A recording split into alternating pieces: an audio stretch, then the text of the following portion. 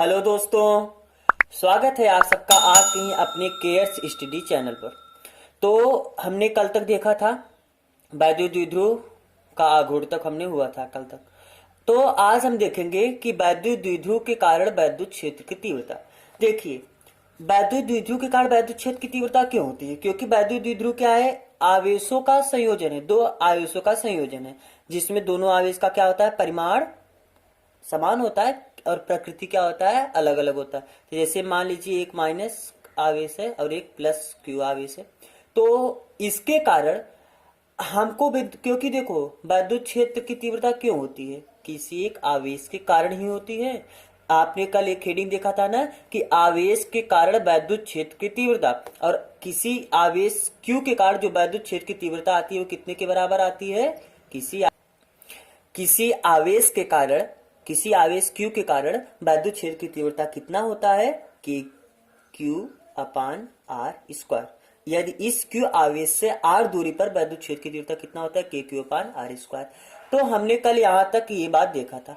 तो ये बताइए, वैद्युत द्विध्रुव में, तो वैद्युत द्विध्रुव में भी क्या होता है कि आवेश होते हैं ना, तो इस आवेश के कारण वैद्युत क्षेत्र की तीव्रता होगी।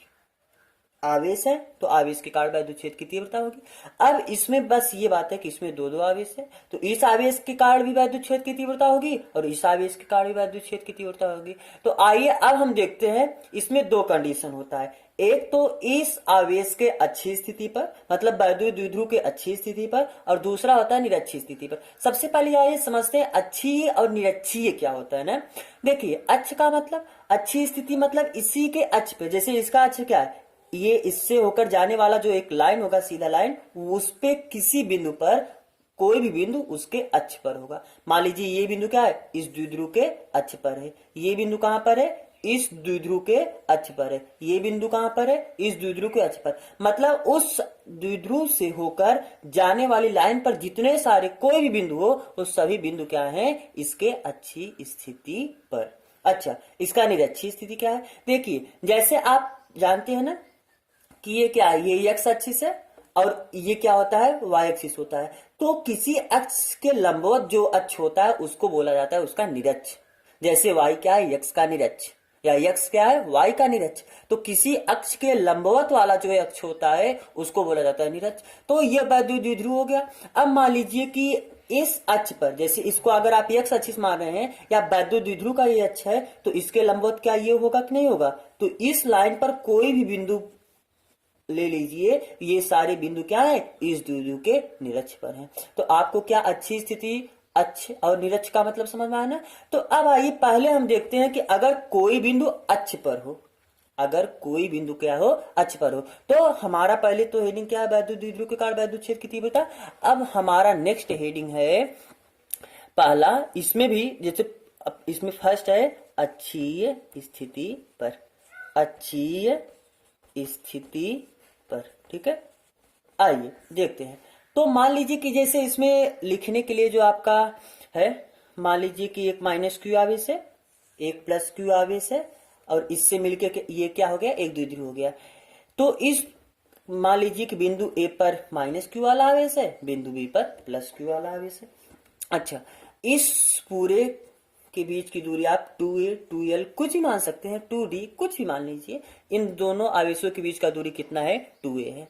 अच्छा, ये जो द्विध्रुव का केंद्र है, मान लीजिए केंद्र मतलब एकदम बीचों बीच, एकदम मध्य में कोई एक बिंदु क्या है? वो है। तो अगर ये बीचों बीच एकदम मध्य में है, तो पूरा दूरी अगर 2a है, तो यहां से यहां तक का दूरी कितना होगा? a होगा। और यहां से यहां तक का भी दूरी क्या होगा? a होगा। क्योंकि ये जब बीच में पूरा दूरी 2a के बराबर है, 2a के बराबर है, ये भी ए होगा, ये भी ए होगा।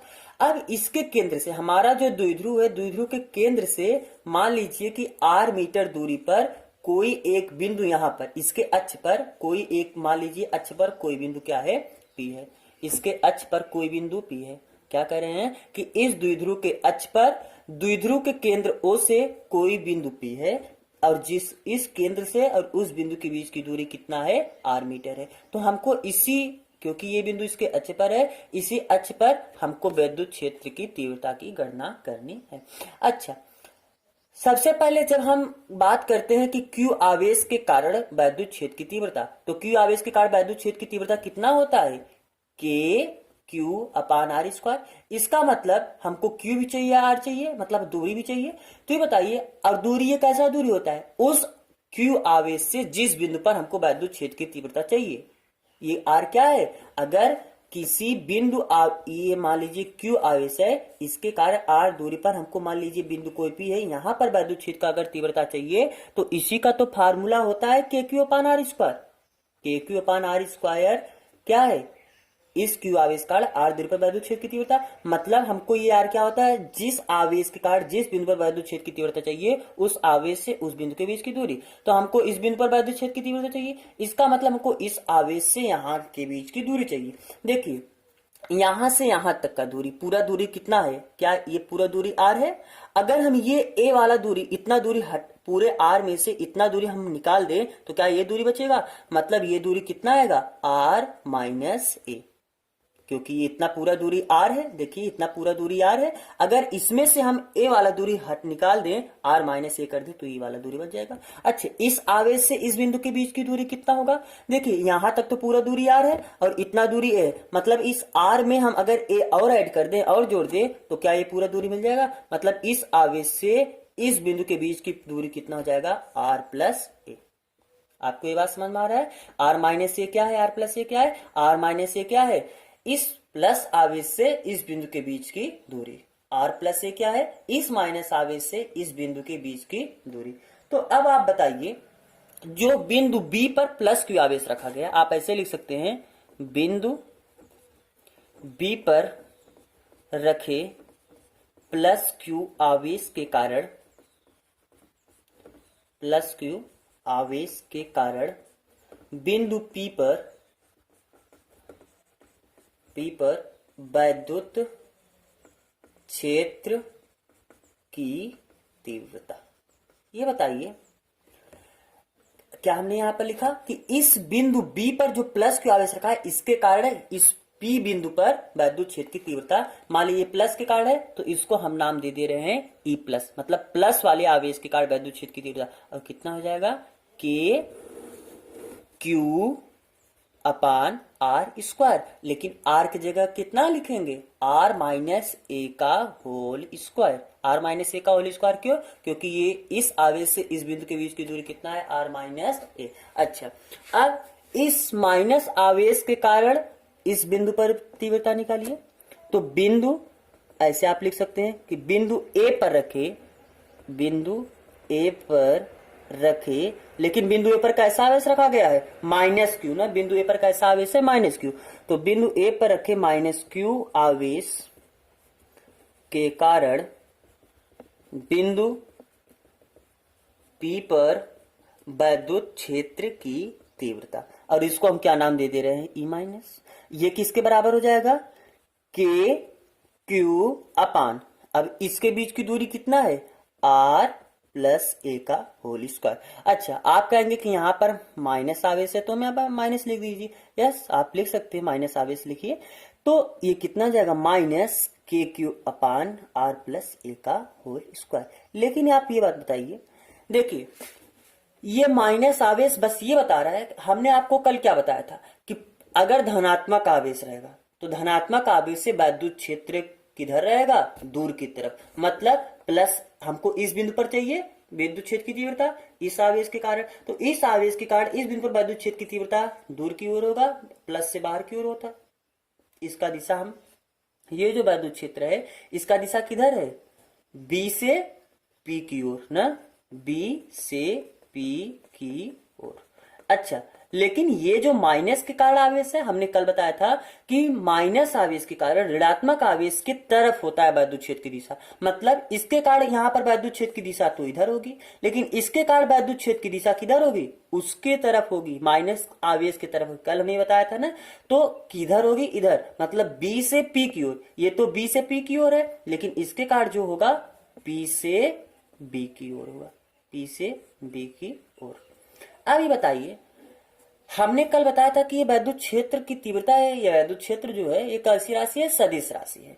तो सदिश राशि को जोड़ने के लिए आपको दिशा की जरूरत होगी। मतलब जैसे आप ऐसे समझ लीजिए, यहाँ पर थोड़ा सा हम आपको एक बात समझाते हैं कि जैसे एक कोई बल है, 5 न्यूटन का बल इधर लग रहा है, बल है, बल सदिश राशि है ना, 5 न्यूटन का बल इस दिशा में लग रहा है, 2 न्यूटन का बल इस दिशा में लग रहा है। तो ये बताइए नेट बल किधर लग रहा है? इधर लग रहा है। कितने का? 3 न्यूटन का।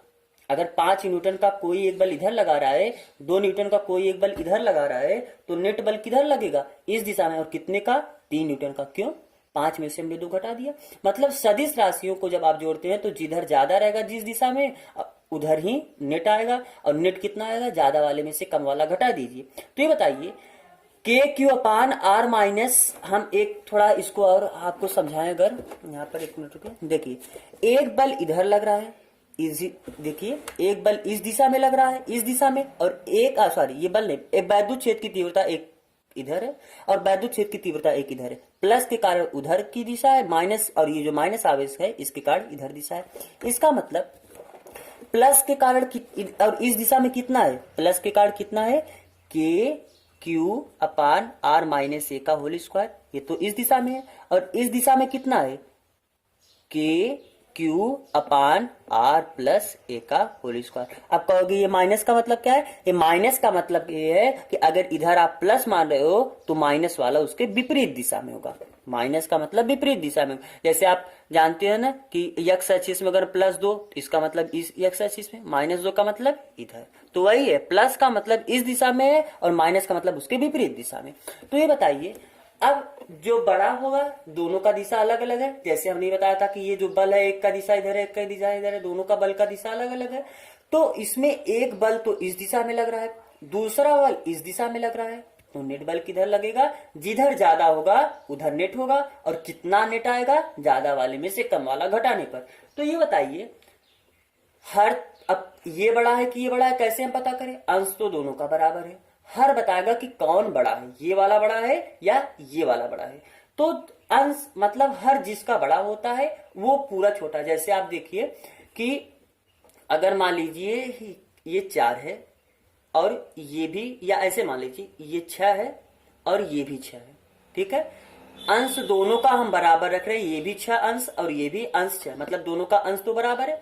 अच्छा, हर जितना छोटा रहेगा, इसका हर 2 हम रख रहे हैं, अब ये मिटा रहे हैं ना, इसका हर हम 2 रख रहे हैं और इसका अंश हम 3 रख रहे हैं। अंश हम हर अंश तो दोनों का हमने बराबर रखा है, हर इसका हम 2 रखें और इसका हर हम कितना रखें? 3 रखें। मतलब इसका हर हमने बड़ा रखा और इसका हर हमने क्या रखा? छोटा रखा। तो 3 दूनी 6 और ये 2 तिहाई 6। ये कितने के बराबर आ रहा है? 3 के बराबर। लेकिन ये कितने के बराबर आ रहा है? ये आ रहा है हमारा 2 के बराबर। तो बड़ा फाइनली कौन बड़ा हुआ? ये 3 वाला। 3 बड़ा है कि 2 बड़ा है? 3 बड़ा है ना। क्यों? जिसका हर छोटा वो क्या होता है? बड़ा। जिसका हर बड़ा वो क्या होता है? छोटा। ये 2 के बराबर आ रहा है, ये 3, हर अंश दोनों का बराबर है। तो हर डिपेंड कर रहा है कि कौन राशि मतलब कौन बड़ा होगा। जिसका हर छोटा होगा वो वाला वैल्यू बड़ा होगा। तो आइए देखते हैं किसका हर छोटा है। ये बताइए आप किसी वैल्यू में से किसी को घटाओगे तब छोटा आपको मिलेगा, या किसी में कुछ को जोड़ दोगे तब आपको छोटा मिलेगा? कौन छोटा होगा? जैसे मान लीजिए 5 आर दोनों यहाँ पर है, मतलब 5 रुपया आपके पास है ना, तो आप इसमें 2 जोड़ दोगे तब बड़ा आएगा या 2 घटा दोगे तब बड़ा आएगा? ये वाला बड़ा आएगा। जब किसी में कुछ जोड़ोगे तब वो ज्यादा आता है ना। इसका मतलब हमने ये जोड़ दिया इसलिए इसमें ए ऐड हो रहा है। इसका मतलब ये वाला हर जो है हमारा क्या है? बड़ा है। इसमें घटा रहे हैं, इसका मतलब ये वाला कैसा है? छोटा है। तो इसका हर छोटा हुआ और इसका हर बड़ा हुआ। तो जिसका हर छोटा होगा वो वाला वैल्यू बड़ा होगा, जिसका हर बड़ा होगा वो वाला वैल्यू छोटा होगा। मतलब बड़ा क्या है? ये वाला है, ये वाला छोटा है। तो हम बड़े वाले में से छोटा वाला घटाएंगे। अगर हमको नेट चाहिए, मतलब नेट विद्युत क्षेत्र चाहिए, तो क्या करेंगे? हम बड़े वाले में से छोटे वाला घटा देंगे। बड़ा वाला कितना है? के Q upon R minus A का होल स्क्वायर। और छोटा वाला कौन है? के क्यू अपान। अब तो ये चिन्ह हमने बताया ना कि ये चिन्ह केवल क्या बताता है? दिशा। हमने दिशा यहाँ पर लिख दिया, तो ये चिन्ह लिखने का कोई मतलब नहीं है। तो अच्छा, बड़े वाले में हम क्या कहेंगे? घटाएंगे किसको? छोटे वाले। छोटा वाला कितना है? के Q upon R plus A का होल स्क्वायर। आप इसमें से ऊपर दोनों में के क्यू है तो के क्यू आप कॉमन ले सकते हैं। तो ई नेट बराबर आपका मतलब रिजल्टेंट नेट आपका कितना आया? के क्यू आप कॉमन ले लीजिए। के क्यू आप कॉमन 1/r माइनस ए का whole square minus 1/r plus A का होल स्क्वायर। अच्छा रुक, हम अब आइए आगे देखते हैं इसको ने। तो आपका ई नेट किसके बराबर है, के Q into 1/r minus A का होल स्क्वायर माइनस 1/। अब इसको आप आइए सॉल्व करते हैं। के क्यू तो है, अच्छा इसका गुणा हम इसमें कर सकते हैं ना, इसका गुणा इसमें, इसका गुणा इसमें और इसका गुणा इसमें। तो क्योंकि भिन्न को हल ऐसे ही किया जाता है या और एक एलसीएम लेने का तरीका है, चाहे जैसे करिए। तो आइए इसका गुणा इसमें करिए, आर प्लस ए का whole square minus R minus A का होल स्क्वायर अपान दोनों आर माइनस ए का whole square into R plus A का होल स्क्वायर। अच्छा फिर कितना है, के क्यू इंटू इसको ए प्लस बी का होल स्क्वायर का फार्मूला क्या आता है, A square plus B square plus 2ab। तो ए स्क्वायर मतलब R square plus B square plus 2ab। A की जगह आर है, बी की जगह कितना है, ए है, माइनस माइनस लगा दिए हम। अच्छा ए माइनस बी का होल स्क्वायर कितना होता है, A square plus B square minus 2ab। तो ए स्क्वायर मतलब R square plus B square minus 2ab ना, ए की जगह आर है, बी की जगह ए है।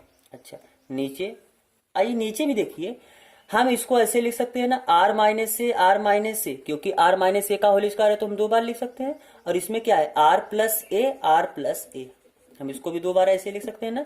अच्छा ये कितने के बराबर आया, के क्यू ये बताइए, r square plus a square plus 2r minus इसका गुणा कर माइनस आर स्क्वायर। अच्छा माइनस प्लस माइनस हो जाएगा तो कितना, ये भी माइनस माइनस प्लस 2r। नीचे बताइए a minus B A plus B, एक कोष्टक में a माइनस बी, एक कोष्टक में a प्लस बी, क्या a square minus B square का फार्मूला होता है ना। तो इसका मतलब ये दोनों मिलकर कितना हो गया, a square minus B square. वैसे ये भी a square minus B square मतलब R square minus B square. अच्छा क्या ये इससे कैंसिल हुआ, ये इससे कैंसिल हुआ और ये तो जुड़ जाएगा। तो इधर कितना है, के क्यू और कोष्टक में यहाँ पर क्या बचा, 2r मिलकर कितना हो गया, 4ra। आर माइनस ए का whole square, sorry R square minus A square, R square minus A square. इसका मतलब R square minus A square, R square minus A square 2 बार है तो क्या हम इसको ऐसे लिख सकते हैं, R square minus A square का होल स्क्वायर 2 बार है तो हम इसको होल स्क्वायर कर दे रहे हैं। अच्छा आप ये बताइए, के क्यू तो है ना, के क्यू है, आप इसको हम ऐसे लिख दें 2a, ये जो 4a है इसमें से हम 2a लिख ले रहे हैं। अब यहां से कितना बचा, अभी 2 बचा है और यहां से क्या बचा है, r बचा है। और कोष्टक के अंदर अभी क्या बचा हुआ है, R square minus A square का होल स्क्वायर। अच्छा जब हम फिगर बनाए थे तो आप ध्यान दीजिए, जब हम फिगर बनाए तो क्या था, ये माइनस वाला आवेश था, ये प्लस वाला आवेश था। ये कितना है, यहां से यहां तक तो a है और यहां से यहां तक भी कितना था, a था। और यहां से ये दूरी कितना था, r। यहाँ पर कोई जो बिंदु था, ये p जहां बिंदु था, यहां से यहां तक के बीच की दूरी कितना था, r था। ये बताइए क्या r के सापेक्ष a का मान बहुत छोटा है कि नहीं है, r के सापेक्ष a का मान बहुत छोटा है। तो हम r के सापेक्ष, r के सामने a को हटा सकते हैं कि नहीं हटा सकते। जैसे अगर 1000 कोई वैल्यू है और 1 है, इसमें 1000 में से 1 घटाना होगा, तो 1000 में से 1 आप अगर घटाएंगे तो कितना, 999, वो लगभग 1000 के ही तो बराबर है। अगर बहुत छोटा वैल्यू है तो हम लगभग मान सकते हैं कि नहीं, इतना कम। तो न, तो वही हम कहना चाहते हैं कि r के सापेक्ष a का मान बहुत छोटा है, तो a को हम क्या कर सकते हैं, r के सामने हटा ना लिखें बहुत, क्योंकि a बहुत छोटा सा वैल्यू है तो कोई फर्क नहीं। हम ऐसे लिख सकते हो कि चूंकि a क्या है, छोटा है किससे, r से, तो आप a स्क्वायर कर दीजिए तो और छोटा हो जाएगा r से। जैसे आप इसका स्क्वायर कर देंगे तो कितना आ जाएगा, 3 जीरो है, जब स्क्वायर कर देंगे तो 3 जीरो और हो जाएगा, और इसका स्क्वायर करेंगे तो ये तो 1 ही रह जाएगा। देखिए और अब इतना छोटा हो गया इससे, तो स्क्वायर करने पे तो और छोटा हो गया। तो वही चीज हम कह रहे हैं कि a r से छोटा है, इसका मतलब a स्क्वायर r से तो बहुत छोटा होगा। तो हम r स्क्वायर के सापेक्ष सामने a स्क्वायर को निग्लेक्ट मान सकते हैं, न के बराबर मान सकते हैं। तो कितना आ जाएगा, के क्यू इंटू। अच्छा ये बताइए, आप थोड़ा ये बताइए, कल आप भी आपने पढ़ा था ना q इंटू 2a, ये क्या होता है, वैद्युत द्विध्रुव का आघूर्ण T।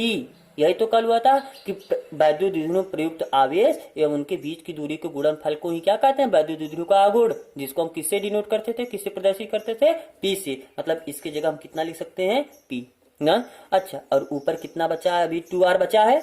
और नीचे हम कह रहे हैं कि ए स्क्वायर को हम लगभग न के बराबर मान रहे हैं। ए स्क्वायर को हम किसके बराबर मान रहे हैं, न के बराबर। तो ए स्क्वायर हमारे स्क्वायर के सापेक्ष ए स्क्वायर को लगभग न के बराबर मान, तो आर स्क्वायर बचा, ए स्क्वायर मत लिखिए लग, तो इसका होल स्क्वायर है तो होल स्क्वायर। अच्छा, ये कितने के बराबर आ गया, के पी इंटू 2r, और नीचे कितना बचा, आर का पावर 4। नीचे कितना बचा, आर का।